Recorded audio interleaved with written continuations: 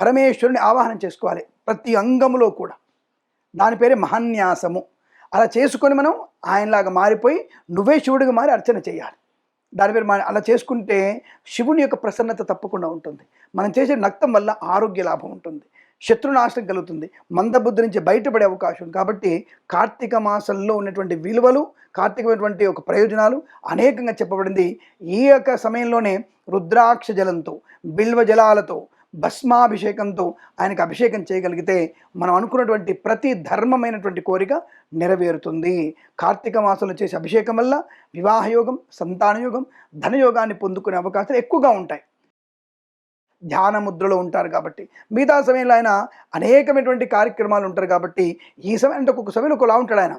ఆ సమయంలో అన్ని మనం సేవించే ప్రయత్నం చేయాలి. కాబట్టి కార్తీక మాసం విశిష్టంగా చెప్పబడింది.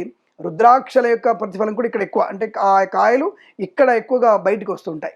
రుద్రాక్షలు కూడా ఈ కార్తీక మాసంలో ఎక్కువగా పంట బయటికి వస్తుంది. ఆ రుద్రాక్షలతో మనం స్వామివారిని పూజించిన అనుకూలత ఇక్కడ కృత్తిక కార్తీక దామోదరుణ్ణి, అంటే మనకి మన కార్తికేయుని పూజిస్తే కూడా మనకి సంతాన ప్రాప్తి ఉంటుంది. అలాగే మనం అష్టమి కూడా ఈరోజు ఈ యొక్క శుక్లపక్షంలో, కార్తీక మాసంలో వచ్చే శుక్లపక్షం కూడా మనకి అష్టమితో కూడుకుంటే మాత్రం ఇంకా విశేషం.